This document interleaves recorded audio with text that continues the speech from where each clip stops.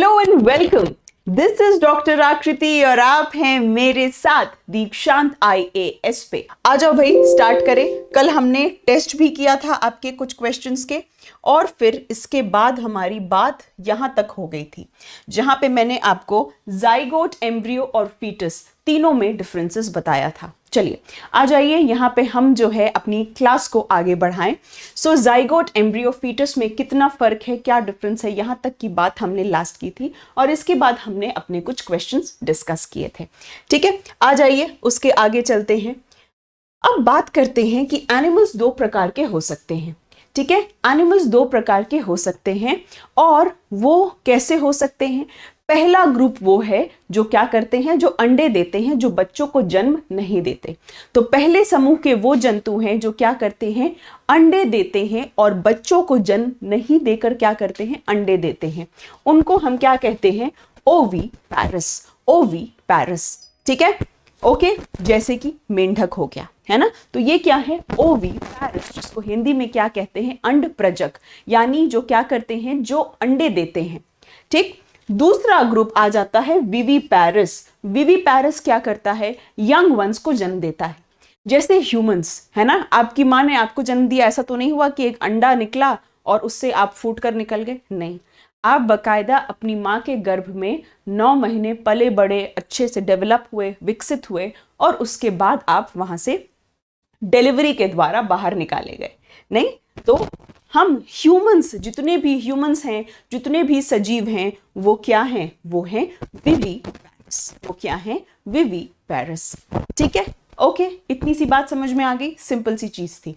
ठीक है। सो एनिमल्स दो तरह के हो सकते हैं, ओवी पैरस एंड विवी पैरस। और इसके पहले हम लोगों ने बात की थी कि फर्टिलाइजेशन यानी निषेचन भी दो तरीके का हो सकता है, इंटरनल फर्टिलाइजेशन और एक्सटर्नल फर्टिलाइजेशन। इंटरनल फर्टिलाइजेशन क्या होता है, आंतरिक निषेचन, जब निषेचन शरीर के अंदर हो, जैसे कि ह्यूमंस, है ना। ह्यूमंस यानी मानवों में जो निषेचन होता है वो शरीर के अंदर होता है। और एक्सटर्नल फर्टिलाइजेशन यानी कि वो निषेचन कहाँ होता है, शरीर से बाहर होता है। ठीक है, जैसे कि फ्रॉक्स के केस में। ठीक, ओके, आगे चले। अब यहां पर कुछ एक टर्म आपको बताया गया है जिसका नाम है मेटामॉर्फोसिस। मेटामॉर्फोसिस का क्या मतलब है, देखो अब आप बहुत ध्यान से समझिए कि आप में और एक मेंढक में फर्क है। क्या फर्क है, जब एक इंसान एक बच्चे को जन्म देता है तो वो बच्चा भी तो इंसान का बच्चा ही लगता है ना। ऐसा तो नहीं लगता कि वो किसी अलग प्रजाति का है, कुछ अलग तो नहीं लगता इंसानों से। उसकी भी क्या होते हैं, 2 कान होते हैं, एक नाक होता है, एक मुंह होता है ना, 2 हाथ 2 पैर, ऐसा ही बच्चा होता है। ह्यूमंस का बच्चा इसी तरीके का होता है। ठीक है, तो हमारे में बीच का कोई स्टेज नहीं होता, यानी ह्यूमन से जो डायरेक्टली बच्चा होता है वो पूरा डेवलप्ड होता है, पूरा विकसित होता है। हमारे में जितने भी ह्यूमंस हैं, जितने भी मानव हैं, बीच में क्या होता है, कोई लार्वा स्टेज नहीं होता, कोई लार्वा स्टेज नहीं होता। लेकिन मेंढकों में ये होता है। ठीक है, मेंढकों में क्या होता है, एक लार्वा स्टेज होता है जिसको हम टैडपोल कहते हैं, जिसको हम क्या कहते हैं, टैडपोल के नाम से जानते हैं। ठीक है, तो ये एक क्या है, मेंढक है, इसने अंडे दिए। इसने क्या दिए, अंडे दिए। उस अंडे से विकसित क्या हुआ, आरंभी टैडपोल। उसके बाद धीरे धीरे ये टैडपोल बना, बड़ा हुआ, और ये टैडपोल जो है फिर क्या हो गया, फिर एक अडल्ट फ्रॉग बन गया। ठीक है, तो बीच का इसका जो लार्वा स्टेज होता है वो क्या होता है, वो अडल्ट की तरह नहीं दिखता, लेकिन ह्यूमंस में क्या होता है, ह्यूमंस में कोई लार्वा स्टेज नहीं होता। ठीक है, ह्यूमन स्टेज में क्या होता है, कोई लार्वा स्टेज नहीं होता। ठीक है, ओके, समझ में आ गई बात। तो टैडपोल और ह्यूमंस में ये डिफरेंस है कि फ्रॉग में ये टैडपोल होता है। इस टैडपोल का अडल्ट में बन जाना या बदल जाना, टैडपोल का एक अडल्ट में, एक वयस्क मेढक में बन जाना क्या कहलाता है, यही चीज कहलाती है मेटामॉर्फोसिस। ठीक है, यही चीज क्या कहलाती है, मेटामॉर्फोसिस के नाम से जानी जाती है। ठीक है, समझ में आ गई बात, आगे चले। अब आ जाइए एसेक्सुअल रिप्रोडक्शन पे। ठीक है, अब आप किस पे आएंगे, एसेक्सुअल रिप्रोडक्शन पे या अलैंगिक जनन पे। एसेक्सुअल रिप्रोडक्शन, जिसको हिंदी में हम क्या कहते हैं, अलैंगिक जनन, यानी यहां पर क्या होता है, यहां पर जो है फ्यूजन नहीं होता, निषेचन नहीं होता प्रजनन कोशिकाओं का, इसीलिए इनको कहा जाता है एसेक्सुअल रिप्रोडक्शन, यानी कि अलैंगिक जनन। आपने ह्यूमंस में पढ़ लिया, जानवरों में पढ़ लिया। अब जो बहुत छोटे छोटे जानवर होंगे, बहुत छोटे छोटे जानवर होंगे, जैसे कि हाइड्रा, तो हाइड्रा के केस में क्या होगा भाई, हाइड्रा के केस में क्या होगा, क्या हाइड्रा के केस में सेक्सुअल रिप्रोडक्शन होगा? जी नहीं। हाइड्रा हो गया, ईस्ट हो गया। अगर आपको याद हो तो ईस्ट को हिंदी में खमीर कहते थे, और मैंने आपको इसके पहले एक चीज पढ़ाई थी जिसको बडिंग हिंदी इंग्लिश में कहते थे, हिंदी में मुकुलन कहते थे, हिंदी में मुकुलन के नाम से जानते थे। याद आया कुछ? आपको एसेक्सुअल रिप्रोडक्शन में पढ़ा चुकी हूं पिछले क्लासेस में। तो बडिंग, जिसको हिंदी में मुकुलन कहते थे, वो ईस्ट में आपने देखा था, खमीर में देखा था, और वही चीज हाइड्रा में भी होती है। ठीक है, वही चीज हाइड्रा में भी होती है। देखिए यहां पर एक बड बना, बड को हिंदी में क्या कहेंगे, मुकुल कहेंगे, मुकुल। और ये क्या हो गया, ये धीरे धीरे बड़ा हुआ और एक नया हाइड्रा बन गया, एक नया हाइड्रा बन गया, और ये नया हाइड्रा क्या हो गया, इससे अलग होकर ये हाइड्रा नंबर 2 बन गया। ठीक है, यही चीज कहलाती है बडिंग, यानी कि मुकुलन। कहां कहां देखने को मिलती है आपको, कहां कहां देखने को मिलती है? 2 जगह देखने को मिलती है। कहां कहां पर? सबसे पहले हाइड्रा में, और दूसरी आप याद रखेंगे ईस्ट में, दूसरी आप याद रखेंगे ईस्ट में, यानी कि खमीर में। इन 2 जगह आपको देखने को मिलती है। ठीक है, अब इसके बाद बात करते हैं अमीबा की। आप सबको पता है अमीबा यूनिसेल्युलर है, यानी कि एक कोशिकीय है। तो अमीबा को भी तो रिप्रोडक्शन करना है, अमीबा को भी तो प्रजनन करना है। तो ये अमीबा अपना रिप्रोडक्शन यानी प्रजनन कैसे करेगा? ठीक है, कैसे करेगा? तो ये अपना रिप्रोडक्शन करेगा बाइनरी फिजन, यानी कि द्विखंडन के माध्यम से। ठीक है, जहां पे एक अमीबा क्या हो जाता है, स्प्लिट हो जाता है, स्प्लिट होकर 2 अलग अलग अमीबा बना देता है। ठीक है, 2 अलग अलग अमीबा बना देता है। तो ये सारे तरीके किसके हैं? एसेक्सुअल रिप्रोडक्शन के। ये सारे तरीके हो गए आपके अलैंगिक जनन के। ठीक है, मेजर डिफरेंस क्या है सेक्सुअल एंड एसेक्सुअल रिप्रोडक्शन में? सबसे बड़ा अंतर क्या है कि सेक्सुअल रिप्रोडक्शन में फ्यूजन ऑफ गैमीट्स होता है ना, गैमीट्स यानी प्रजनन कोशिकाओं के बीच निषेचन होता है। एसेक्सुअल रिप्रोडक्शन में ऐसा कुछ नहीं होता। ठीक है, ओके, क्लियर है? यहां तक की बात आपको समझ में आ गई? चलिए आगे चले, हम लोग आगे चले। सिंपल सी चीजें हैं और ये आप बहुत कुछ पढ़ चुके हैं। आ जाओ, बात अब किसकी करते हैं? क्लोनिंग की बात करते हैं। क्लोनिंग क्या है भाई? फोटोकॉपी जानते हो ना, आप नोट्स की फोटोकॉपी कराते हो। मान लो कि आपकी कोई और फोटोकॉपी हो जाए, ठीक है, आपकी एक और फोटोकॉपी हो जाए, ठीक, वही क्या है? क्लोनिंग है। तो ये क्लोनिंग जो हुआ था, सबसे पहला मैमल, सबसे पहला स्तनधारी जो क्लोनिंग के द्वारा प्रोड्यूस हुआ था, वो एक शीप, वो एक भेड़ था जिसका नाम क्या था? डॉली शीप। डॉली शीप। ये काम करने वाले कौन थे? कौन वैज्ञानिक थे? उनका नाम था इयान विल्मट। नाम क्या था? इयान विल्मट। ठीक है, स्कॉटलैंड में हुआ था ये, Rosalind university, Scotland, UK, United kingdom में हुआ था। किस साल को? 5 जुलाई 1996 को। 5 जुलाई 1996 को क्या हुआ था? डॉली शीप का जन्म हुआ था। और कुछ सालों में ही लंग इन्फेक्शन यानी फेफड़ों में इन्फेक्शन के कारण इसकी मृत्यु हो गई थी। तो पहली शीप कौन सी है जो क्लोनिंग के द्वारा बनाई गई? उसका नाम क्या है? डॉली शीप।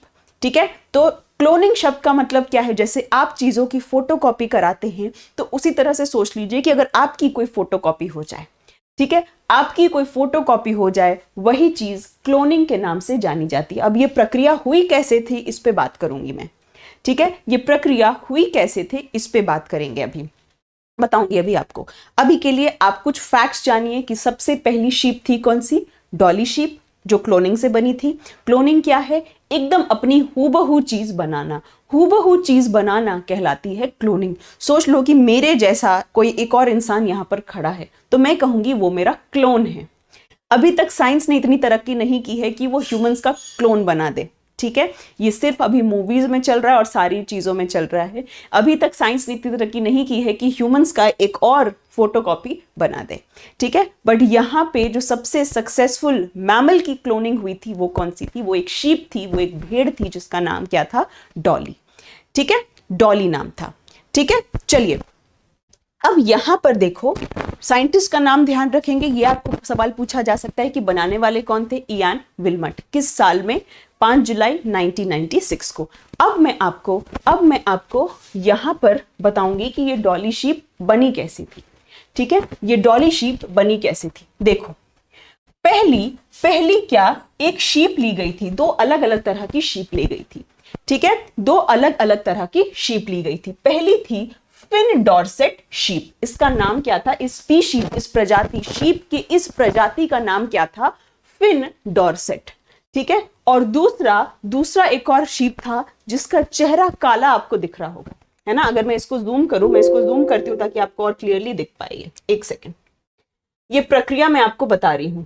ये देखिए, दो अलग अलग स्पीशीज की शीप ली गई, दो अलग अलग प्रजातियों की शीप ली गई। एक का चेहरा देख रहे हो कैसा है, काला है, और दूसरे का चेहरा काला नहीं है। ठीक है, अभी आम सिंपल भाषा में समझा रही हूं। दो अलग अलग प्रजाति, एक थी कौन सी, फिन डॉर्सेट। फिन डॉर्सेट जो थी इस प्रजाति का नाम है। ठीक है, अब आप पूछेंगे क्यों नाम है, तो जैसे आपका नाम राहुल है, नियाज है, दीपक है, वैसे ही इस स्पीशीज का नाम क्या था, फिन डॉर्सेट। और दूसरी का नाम क्या था, स्कॉटिश ब्लैकफेस। स्कॉटिश ब्लैकफेस। ठीक है, इसके बाद हुआ क्या कि इसके मैमरी ग्लैंड से, ठीक है, इसके मैमरी ग्लैंड से, स्तन ग्रंथि से क्या किया गया, स्तन ग्रंथि से एक सेल ले लिया गया। इसके स्तन ग्रंथि से एक सेल यानी कि एक कोशिका ले ली गई, और यहां से इससे एक एग ले लिया गया, एक अंडा ले लिया गया। समझे? तो फर्स्ट स्टेप, इन दोनों शीप को लिया गया, इस शीप से इसकी मैमरी ग्लैंड, स्तन ग्रंथि की एक कोशिका ले ली गई, और इससे एक अंडा ले लिया गया। ठीक है, दोनों से अलग अलग तरीके की कोशिकाएं ले ली गई। अब इससे जो अंडा लिया गया, उसका न्यूक्लियस हटा दिया गया। सेल चैप्टर आपको पढ़ा चुकी हूं, आप सबको पता है कि न्यूक्लियस यानी कि केंद्रक किसको कहते हैं। तो इससे जो अंडा लिया, उसका न्यूक्लियस यानी कि केंद्रक हटा दिया गया। ठीक है, और इससे जो सेल लिया, इसका न्यूक्लियस रहने दिया गया। ठीक है, यहां तक की बात समझ में आ रही है? दोबारा से बता रही हूं, दो अलग अलग तरह की शीप ली गई, अलग अलग वैरायटी की शीप ली गई। ठीक है, एक में क्या किया गया, एक में अंडा लिया गया एक से, और दूसरे से क्या किया गया, दूसरे से मैमरी सेल ली गई। इससे न्यूक्लियस हटा दिया गया, इससे नहीं हटाया गया। फिर क्या किया गया, फिर दोनों को फ्यूज किया गया, दोनों को आपस में फ्यूज किया गया। ठीक है, तो फ्यूज किया गया, तो इसका मतलब क्या हुआ कि एक का न्यूक्लियस हटा दिया था, दूसरे का न्यूक्लियस नहीं हटाया था। फ्यूज करने के बाद इस काले वाले चेहरे वाले प्राणी पर, ठीक है, यू इसका नाम है, काले वाले चेहरे वाले प्राणी पर क्या कर दिया गया, इसको इम्प्लांट कर दिया गया। इसके यूट्रस में इसको इम्प्लांट कर दिया गया। किसको? इस एग को, जो दोनों के फ्यूजन से बना था। और फिर क्या हुआ, फिर एक बच्चे का जन्म हुआ, जिसका नाम क्या था, डॉली। जिसका नाम क्या था, डॉली। गौर करने वाली बात यह थी कि डॉली को जन्म इसने दिया, है ना, जन्म इसने दिया, बट डॉली देखने में कैसी थी, डॉली देखने में बिल्कुल थी इस फिन डॉर्सेट की तरह। ठीक है, डॉली बिल्कुल कैसे थी, इस फिन डॉर्सेट की तरह देखने में थी। ठीक है, ओके, समझ में आई बात? तो यहां पर किया क्या गया, ये आपकी एनसीईआरटी का डायग्राम है, ये आपकी एनसीईआरटी का डायग्राम है। तो शीप लिया गया, फिन डॉर्सेट और दूसरा क्या था, स्कॉटिश ब्लैकफेस ईव। दोनों को लिया गया, इससे क्या निकाला था आपने, अगर आपको याद हो तो इससे आपने निकाला मैमरी सेल, स्तन ग्रंथि से एक कोशिका निकाल ली। इससे क्या निकाला, इससे आपने एक अंडा निकाल लिया। इस अंडे का आपने न्यूक्लियस निकाल दिया। ठीक है, आपने इस अंडे का न्यूक्लियस निकाल दिया।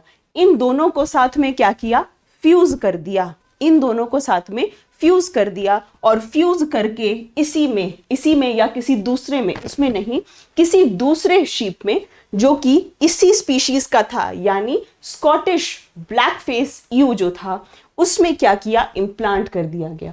और तब उससे जन्म किसका हुआ, डॉली शीप का जन्म हुआ। ठीक है, तब उससे जन्म किसका हुआ, डॉली शीप का जन्म हो गया। तो ये था क्लोनिंग प्रोसेस, ये था क्लोनिंग प्रोसेस। इससे क्या पता चला, इससे पता ये चला कि ह्यूमंस के सेल्स यूज करके साइंस को ये पता चल गया कि ह्यूमंस, इंसानों का कोई ना कोई सेल कोशिका यूज करके एक पूरा का पूरा इंसान बन सकता है। ठीक है, एक पूरा का पूरा इंसान बन सकता है। ठीक है, सो ये प्रोसेस, ये प्रक्रिया क्या कहलाती है, क्लोनिंग के नाम से जानी जाती है।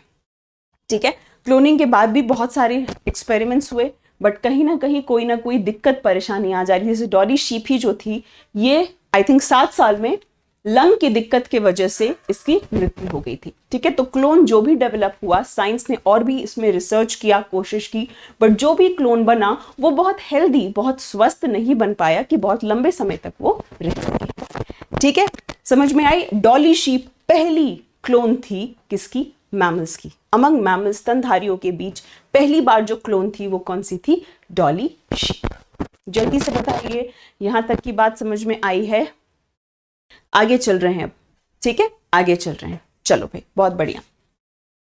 नेक्स्ट पे आ जाओ।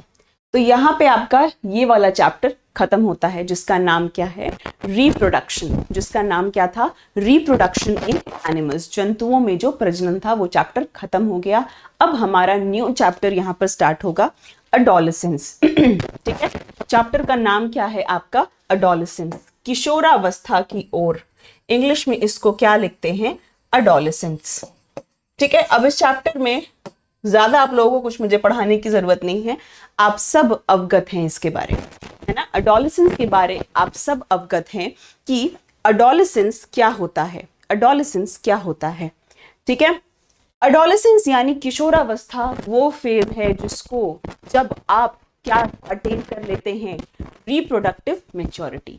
जब आप बच्चे होते हैं तो आप प्रजनन करने की क्षमता नहीं रखते, लेकिन जैसे ही आप अडोलेसेंस, किशोरावस्था के फेज से गुजर लेते हैं तो इसके बाद आप तैयार हो जाते हैं अपने वंश को आगे बढ़ाने के लिए, है ना, अपने वंश को आगे बढ़ाने के लिए। तो अडोलेसेंस के बारे ये पूरा चैप्टर है कि क्या क्या चेंजेस होते हैं शरीर में, मन के अंदर बहुत तरह के चेंजेस आते हैं, बदलाव आते हैं, उन्हीं के बारे ये चैप्टर बता रहा है।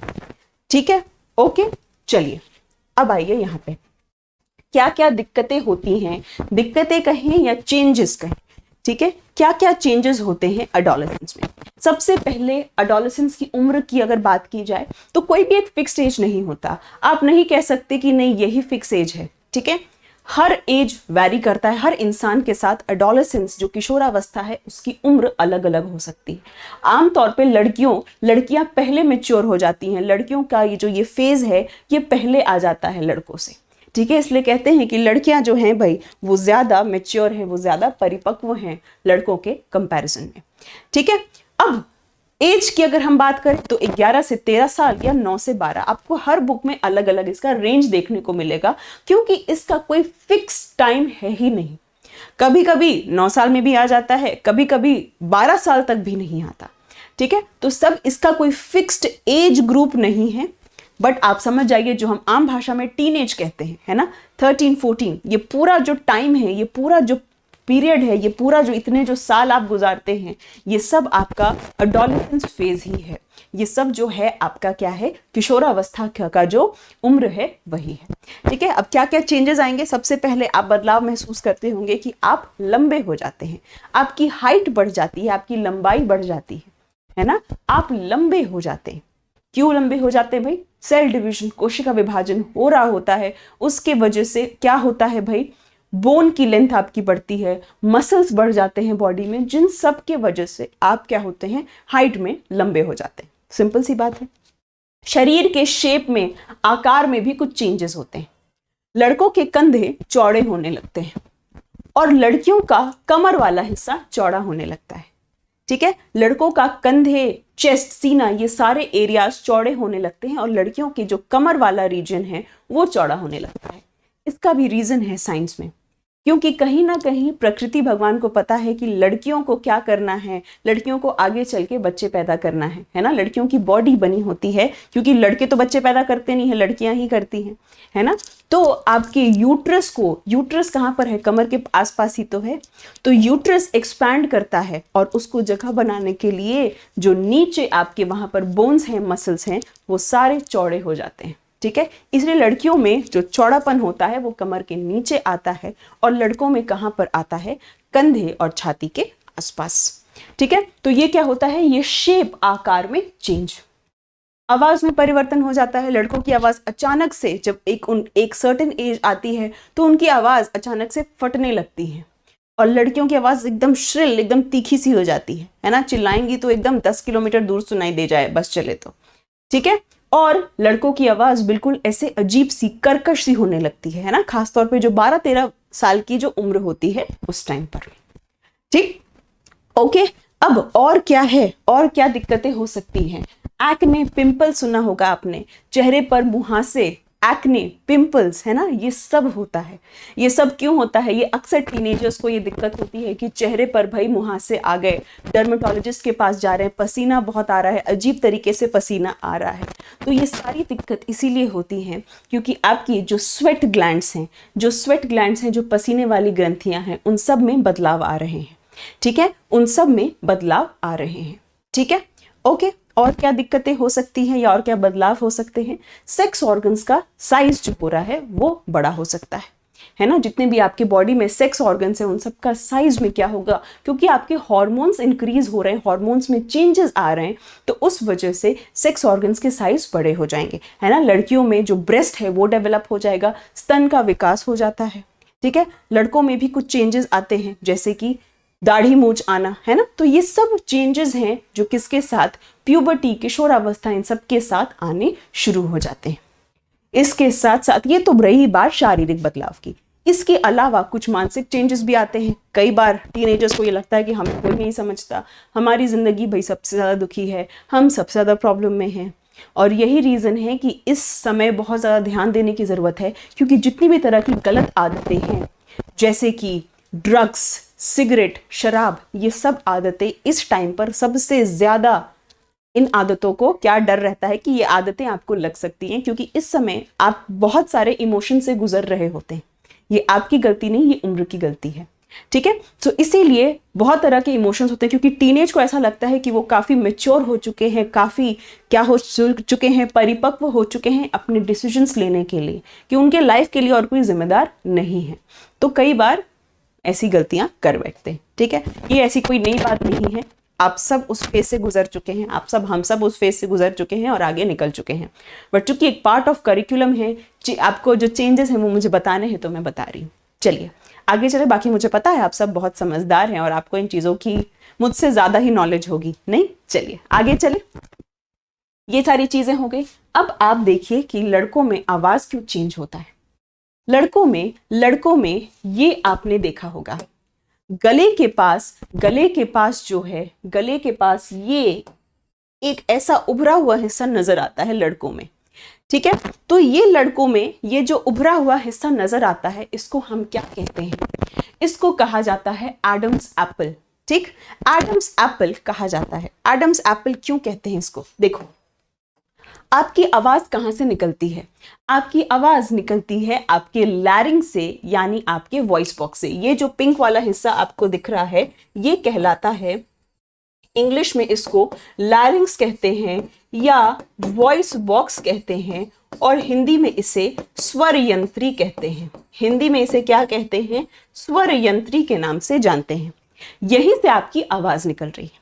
ठीक है, अब ये जो लैरिंग्स है, ये जो स्वर यंत्री है, ये बहुत तरह के कार्टिलेज की बनी है, बहुत अलग अलग तरह के कार्टिलेज यानी कि उपास्थिति की बनी है।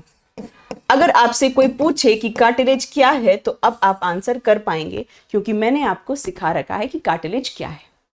दो चीजें होती हैं, बोन और कार्टिलेज। बोन बहुत हार्ड होता है, सख्त होता है, और कार्टिलेज जो है काफी लचीला होता है ना। ये जो पार्ट है ये कार्टिलेज है। Nose, tip of the nose जो है ये कार्टिलेज है। तो जैसे ये और ये कार्टिलेज है, ठीक उसी तरह आपका लैरिंग्स भी बहुत तरह के कार्टिलेज से बना हुआ है। ठीक है, आपका लैरिंग्स भी बहुत तरह के कार्टिलेज उपास्थिति से बना हुआ है। और उनमें से एक कार्टिलेज कौन सा है? उनमें से एक कार्टिलेज है थायराइड कार्टिलेज। उनमें से एक कार्टिलेज कौन सा है? Thyroid cartilage. ठीक है, मेल के हार्मोन्स अलग होते हैं, फीमेल के हार्मोन्स अलग होते हैं। ये भी आपको पता होगा, नहीं पता तो ये जान लीजिए। मेल के हार्मोन्स बेसिकली कहलाते हैं टेस्टोस्टेरोन, और फीमेल हार्मोन क्या कहलाता है? Oestrogen, male. ठीक है, ये मेल है यानी पुरुष का हार्मोन है, और स्त्री का हार्मोन है एस्ट्रोजन। ठीक है, अब मेल के पास जो है, मेल के पास टेस्टोस्टेरोन है, और ये टेस्टोस्टेरोन का असर थायराइड कार्टिलेज पे काफी ज्यादा होता है। ठीक है, और इसी टेस्टोस्टेरोन जिसका असर थायराइड कार्टिलेज पे होगा, उसके वजह से आपको ये उभरापन देखने को मिलता है मेल्स में। तो ये उभरापन मेल्स में किस वजह से है? एक कार्टिलेज के वजह से जिसका नाम थायराइड कार्टिलेज है। ये कार्टिलेज कहां पर होता है? ये कार्टिलेज, ये उपास्थिति आपके लैरिंग्स यानी वॉइस बॉक्स के ऊपर होती है। ये सिर्फ लड़कों में क्यों होता है, लड़कियों में क्यों नहीं होता? लड़कियों में इसीलिए कम दिखता है क्योंकि एस्ट्रोजन का उतना तेज इफेक्ट नहीं है इस कार्टिलेज पे, लेकिन टेस्टोस्टेरोन जो कि मेल हार्मोन है, टेस्टोस्टेरोन का बहुत ज्यादा इफेक्ट है इस कार्टिलेज पे। इसी वजह से क्या है? इसी वजह से जो है भाई आपका बहुत ज्यादा ये मेल्स को ये प्रोमिनेंट दिखता है। ठीक है, ओके, समझ में आ गई बात? तो मेल्स के केस में ये चीज प्रोमिनेंट दिखती है और ये कहलाती है एडम्स एप्पल। आगे चले। सो ये एक चेंज है, ये बदलाव है आवाज के वजह से। आगे चले हम लोग, आ जाइए, बात करते हैं बाकी हार्मोन्स की, एस्ट्रोजन और टेस्टोस्टेरोन की। तो टेस्टोस्टेरोन मेल्स में होता है जैसे जैसे उम्र बढ़ती जा रही है। आप देख रहे हैं ये ब्लू वाला हिस्सा टेस्टोस्टेरोन है। ये एक छोटा बच्चा है, जैसे जैसे इसकी उम्र बढ़ती जा रही है तो टेस्टोस्टेरोन बढ़ता जा रहा है, और उम्र के साथ फिर टेस्टोस्टेरोन कम होता चला जा रहा है ना। देखिए ये 80-90 साल में ये टेस्टोस्टेरोन कम होता चला जा रहा है। ये जो डार्क ब्लू है ये टेस्टोस्टेरोन है। तो जब आप छोटे थे तब भी टेस्टोस्टेरोन कम था, जब आप बूढ़े हो जाते हैं तब भी टेस्टोस्टेरोन कम हो जाता है। बीच में टेस्टोस्टेरोन यानी 20 साल से 50 साल तक टेस्टोस्टेरोन काफी अच्छे हाई लेवल पर रहता है। ठीक है, फीमेल्स के केस में आइए। फीमेल्स के केस में अगर आप आएंगे एस्ट्रोजन पे, तो एक बच्ची का एस्ट्रोजन धीरे धीरे बढ़ना शुरू हुआ। ठीक है, धीरे धीरे बढ़ना शुरू हुआ एस्ट्रोजन लड़कियों का, और जो है फिर उम्र के साथ साथ ये कम होता चला जाए। ठीक, अब लड़कियों में एक खास चेंज अलग से आता है, जिसको हम क्या कहते हैं? मेंस्ट्रुअल साइकिल कहते हैं, यानी कि मासिक धर्म कहते हैं। दाढ़ी मूंछ जो होती है ना, वो मेल हार्मोन के वजह से होती है, जिसको टेस्टोस्टेरोन कहते हैं। लड़कियों की केस में भी टेस्टोस्टेरोन होता है, लेकिन बहुत कम मात्रा में होता है।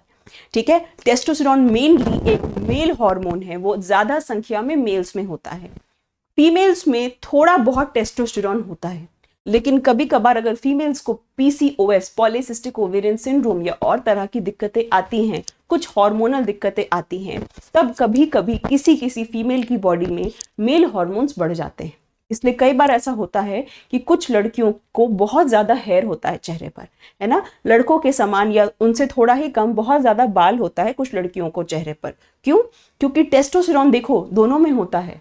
लड़कियों में बहुत कम लेवल में टेस्टोस्टेरोन होता है, मेल्स में ज्यादा होता है, लड़कियों में बहुत कम होता है टेस्टोस्टेरोन। लेकिन कभी कभी अगर हार्मोनल इम्बैलेंस है किसी वजह से, ठीक है, तो हो सकता है टेस्टोस्टेरोन की मात्रा बढ़ जाए।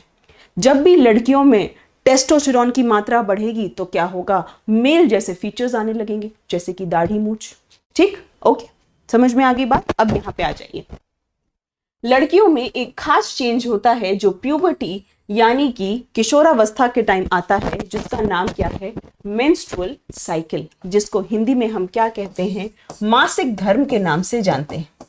हिंदी में हम इसको मासिक धर्म के नाम से जानते हैं।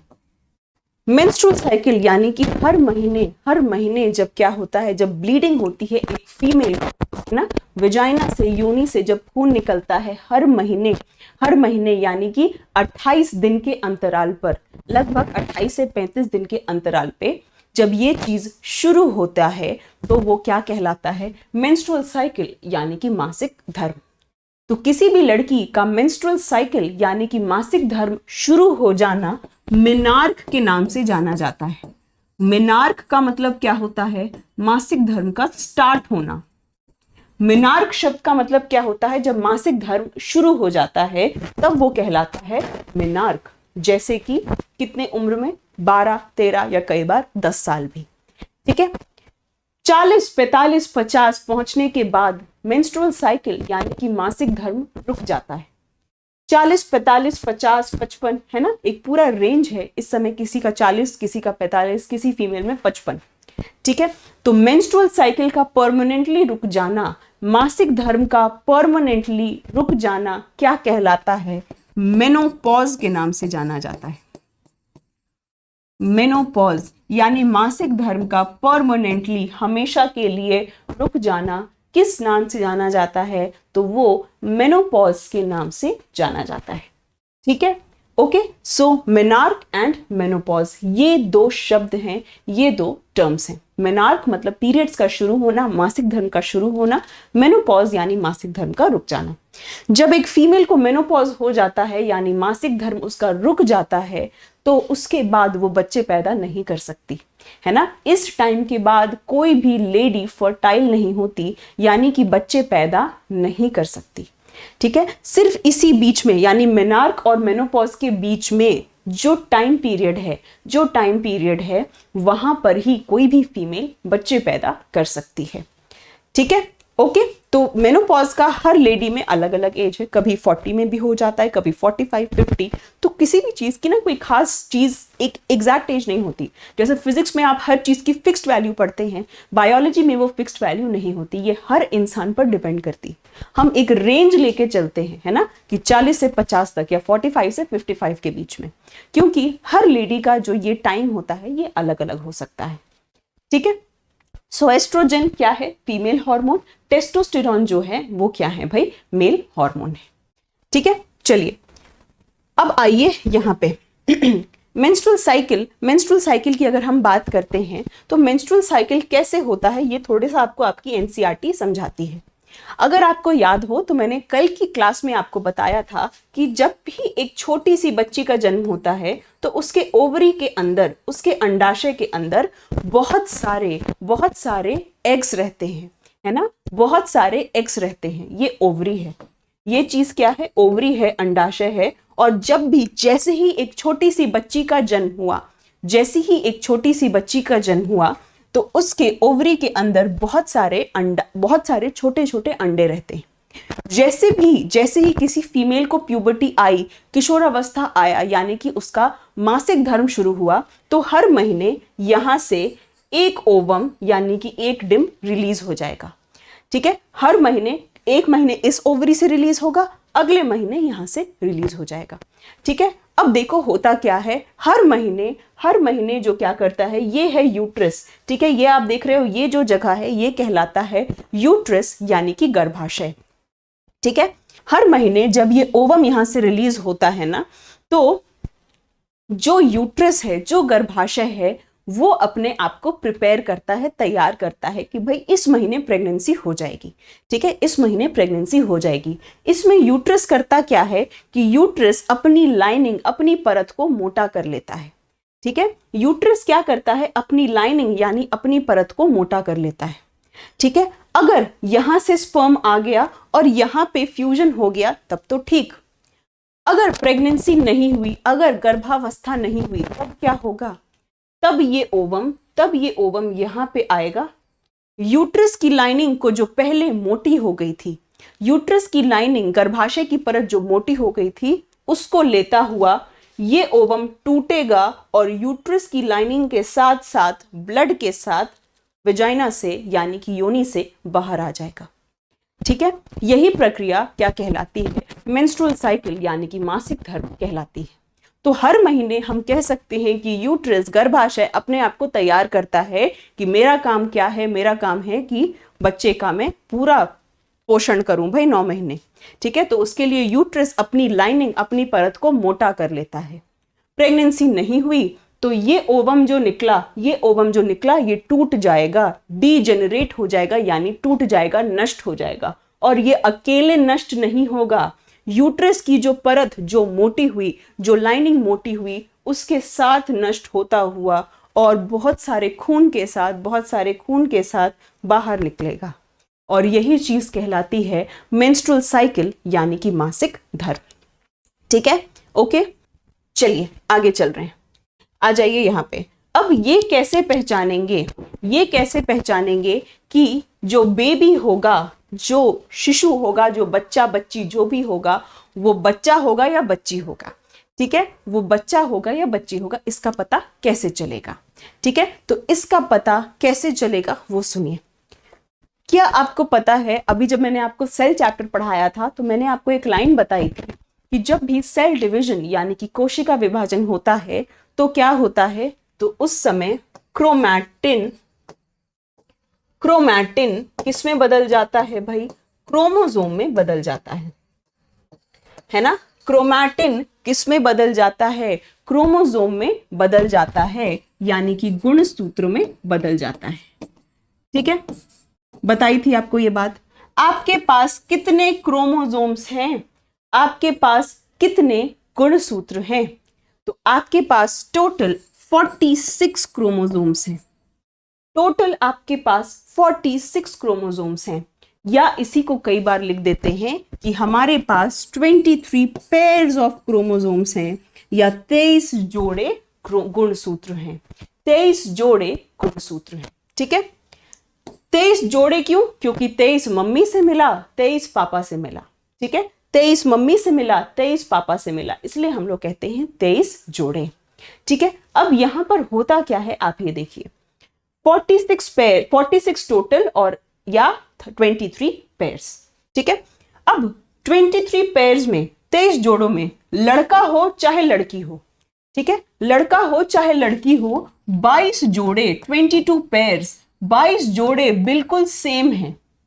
चाहे कोई लड़का है चाहे कोई लड़की है, 22 जोड़े क्रोमोसोम्स दोनों के पास सेम हैं। 22 जोड़े जो हैं सेम हैं, और वो क्या कहलाते हैं? ऑटोसोम कहलाते हैं। ठीक है, यानी 23 जोड़े में से 22 जोड़े जो बिल्कुल सेम हैं वो ऑटोसोम के नाम से जाने जाते हैं। बचा एक जोड़ा, आखिरी जोड़ा, जो 23वां जोड़ा है, 23rd पेयर, यानी जो आखिरी जोड़ा, जो 23वां जोड़ा है, वो कहलाता है सेक्स क्रोमोसोम। वो क्या कहलाता है? सेक्स क्रोमोसोम के नाम से जाना जाता है। तो 23 जोड़ों में 22 जोड़े सेम होते हैं, चाहे वो मेल के पास हो या फीमेल के पास हो, वो कहलाते हैं ऑटोसोम। आखिरी जोड़ा जो 23वां जोड़ा होता है वो अलग है, जो कहलाता है सेक्स क्रोमोसोम। ठीक है, अब देखो यहां पे ध्यान से, यहां पे बोर्ड थोड़ा भर गया है तो मैं ब्लैंक स्लाइड पे इसको लिखती हूं। यहां पे देखिए, अगर मैं कहती हूं कि मेल के पास कितने क्रोमोसोम हैं, एक पुरुष के पास कितने क्रोमोसोम्स हैं, गुणसूत्र का वर्णन कीजिए, तो आप क्या लिखेंगे? 22 जोड़े तो सेम हैं, 23 पेयर्स, 22 पेयर्स, 22 जोड़े तो सेम हैं। ठीक है, और 22 जोड़ों के बाद जो 23वां जोड़ा है मेल के केस में, वो हो जाता है XY। 2 क्रोमोसोम हो गए तो एक जोड़ा हो गया ना। ठीक है, तो ये वाला जोड़ा जो है ये क्या कहलाता है? 23rd pair, 23rd pair. ठीक, चलिए यहां पे आइए, मेल्स के पास 23 पेयर्स, तो 22 जोड़ा इसमें और एक ये। फीमेल के पास क्या कहेंगे? फीमेल के पास ये 22 जोड़े तो सेम, ये 22 जोड़े तो सेम, और ये आखिरी जोड़ा, ठीक है, ये आखिरी जोड़ा। तो फीमेल के पास एक्स एक्स होता है, मेल के पास क्या होता है, एक्स वाई, ठीक है, ओके। फीमेल के पास क्या है, फीमेल के पास है एक्स एक्स एंड मेल के पास है एक्स वाई, ठीक है, ओके। क्लियर है आपको, क्लियर है, समझ में आ गई बात। तो ये देखिए यहां पर, ये देखिए ये और ये। अब बात आती है सेक्स डिटर्मिनेशन की, कि कौन निर्धारित करता है कि होने वाला बच्चा लड़का है या लड़की है। आमतौर पे हमने सुना होगा कि लड़की में दोष है ना, लड़की में दोष है, ठीक है। पर देखो यहां पर मेल के पास है एक्स वाई, फीमेल के पास है एक्स एक्स। मैं यहां पे लिख दे रही हूं मेल एंड फीमेल, ठीक है। तो जब भी प्रजनन होगा, रिप्रोडक्शन होगा, तब हमेशा फीमेल तो एक्स ही दे पाएगी, या तो ये एक्स या तो ये एक्स, है ना। फीमेल के पास तो भाई एक्स है, तो फीमेल तो एक्स ही दे पाएगी, ठीक। अगर मेल ने एक्स दे दिया, अगर मेल ने एक्स दे दिया तो क्या बन गया, एक्स एक्स। एक्स एक्स मतलब लड़की, यानी फीमेल तो हमेशा एक्स देगी, मेल ने अगर एक्स दे दिया तो लड़की पैदा हो जाएगी। और अगर मेल ने वाई दे दिया, फीमेल तो एक्स के अलावा कुछ दे नहीं सकती, है ना। अगर मेल ने वाई दे दिया तो लड़का पैदा हो जाएगा। तो भाई औरत को दोष क्यों, ठीक है, औरत को दोष क्यों। चलिए समझ में आ गई बात। इसीलिए ये कहना गलती होगी कि लड़की में दोष है। साइंस के हिसाब से क्या कहता है, यहां पर आपको क्या दिख रहा है कि मेल डिसाइड करता है, बट असली में अगर आपको बताई जाए बात, तो ना तो ये मेल डिसाइड करता है, ना ये फीमेल डिसाइड करता है, ठीक है। ना तो मेल डिसाइड करेगा, ना फीमेल डिसाइड करेगी, ठीक है। क्यों, क्योंकि जब भी मेल स्पर्म्स छोड़ता है तो वो बिलियंस की संख्या में होता है, ठीक है, बिलियंस की संख्या में होता है जब भी मेल स्पर्म रिलीज करता है। तो क्या मेल का कंट्रोल होगा कि वो एक्स दे या वाई दे? क्या ये मेल के हाथ में है कि एक्स दे या वाई दे? ये एक्चुअली किसी के हाथ में नहीं, ठीक है, ये एक्चुअली किसी के हाथ में नहीं है, ना तो मेल के हाथ में है, ना तो फीमेल के हाथ में। इसीलिए किसी को भी जिम्मेदार ठहराना, इवन मेल को भी जिम्मेदार ठहराना गलत है, ठीक है। क्योंकि उस प्रोसेस में कंट्रोल मेल के पास नहीं है भाई, कि वो उसको खुद नहीं पता भाई कि मिलियंस की संख्या, बिलियंस की संख्या में कौन सा स्पर्म जाके फ्यूज होगा, कौन सा शुक्राणु जाकर मिलेगा, उसको खुद नहीं पता, ठीक है। तो नहीं पता चलती, ये किसी के हाथ में भी नहीं है कि होने वाला बच्चा मेल होगा या फीमेल होगा। ये बहुत ही नेचुरल सी चीज होती, इसलिए ना तो मेल को जिम्मेदार ठहराना चाहिए और फीमेल को तो बिल्कुल भी जिम्मेदार नहीं ठहराना चाहिए। इनफैक्ट दोनों बिल्कुल भी कसूरवार नहीं है, ठीक है। समझ में आ गई बात। तो sex of the baby naturally determined होता है, किसी का उसमें कोई हाथ नहीं होता, ठीक है।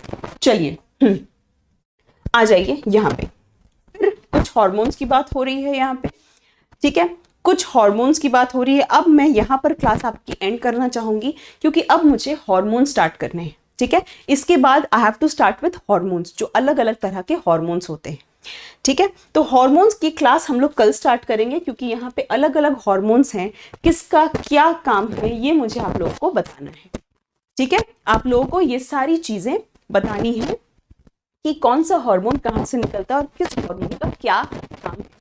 तो जो भी आपको फीलिंग्स, इमोशंस आती हैं, वो कहीं ना कहीं सब किसका खेल है, हार्मोन्स का खेल है। जो आपने हार्मोन अभी सुना, ठीक है, जो आपने हार्मोन सुना एस्ट्रोजन, टेस्टोस्टेरोन, ठीक है, तो ये सारे हार्मोन्स आपकी खुद की बॉडी में बनते हैं, ठीक है। जो हार्मोन्स बनाते हैं वो क्या कहलाते हैं, एंडोक्राइन ग्लैंड, अंतःस्रावी ग्रंथि।